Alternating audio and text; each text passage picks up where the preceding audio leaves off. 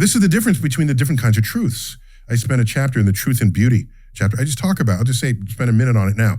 So there's something I call personal truths. This is something no one's going to take. In a free society, no one's going to take it from you.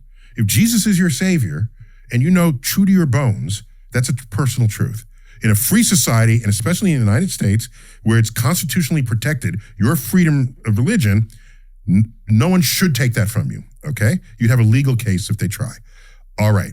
Other personal truths. Oh, well, Muhammad is my last savior on earth, my last prophet on earth, okay? That this would be a Muslim personal truth.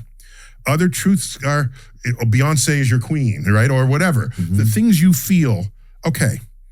Personal truths are the foundation of our strongest held opinions.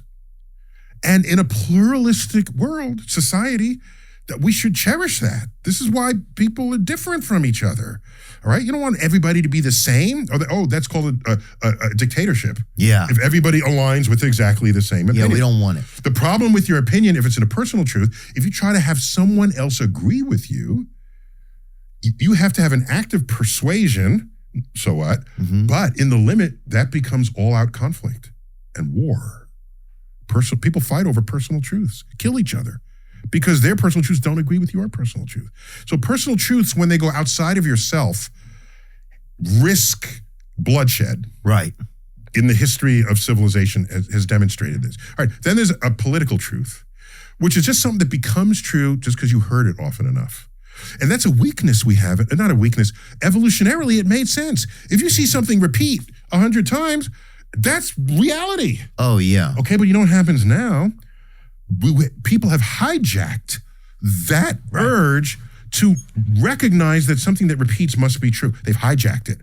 Now they just find something that they want to be true and they repeat it to you. You hear it enough, it must be true. Yeah. There it is. Yeah, especially, well, nowadays also we have, since we have technology and we have this advancement, with the internet, social media, it's easy to get things in front of people so many times. Yes. It's easy to, our attention span has been hijacked. It's been hijacked. Completely. That's the word. There's no other word but hijacked.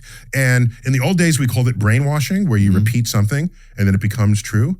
That's hijacking this feature of our evolutionary brain that it's trying to create order out of chaos. Well, it's like Stockholm Syndrome. We almost are slowly developing almost some variants seem like of a Stockholm Syndrome or something. Like we're like all like Elizabeth Smart, without or Elizabeth Dumb. That's who we're becoming. You know what I'm saying? We're all like, we're just bearing with what we have to deal with all the time. Exactly. And so you try to sift through what is true, and it must be that which was repeated often enough. So that's a political truth. Then there's an objective truth. Okay, what does objective mean? And the methods and tools of science are exquisitely tuned to establish objective truths. So these are truths that have been demonstrated by observation and experiment and repeated experiment. What does the word objective Objective means it's true whether or not you believe in it. Okay, so it's no doubt true. Yeah, because I can show that it's true, and it's not my bias that thinks it's true. Here's the data. Now you say, I don't believe you. I think you had a bias. I think your wall current affected this. So I'm going to do it on 240 volts while you did yours on 125 volts, 120 volts. You do a different experiment of your own design. You get the same result. So that's objective. It's a fact. So when you do it enough times and all the experiments agree, this is why science, it wasn't really developed as we now practice it until around 1600. All right. I know that feels like a long time ago, but a lot of the world unfolded before then. All right. And so once we learn, if you say something is true, let me test it. Let me find out. Let me devise an experiment. And if I can verify your statement with this experiment and someone else can in a third person, we're good here. That's an objective truth. And what objective truths have going for them is that they're true whether or not you believe in them. I don't like them.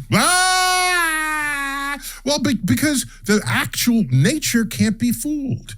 Nature is the ultimate judge, jury, and executioner. Yeah. If you overeat this week and you gain 3 pounds, next week you can't protest with placards saying, I protest the law of gravity because it made me heavier. No, you don't have that option. So it seems to me if you're going to base laws on things, but there's a whole chapter in here on law and order, right? If you're going to create laws in a pluralistic world, you base the laws on the objective truths. Right. Because that applies to everyone. Don't base a law on your personal truth, Mhm. because that's forcing it on me. And I have a different personal truth.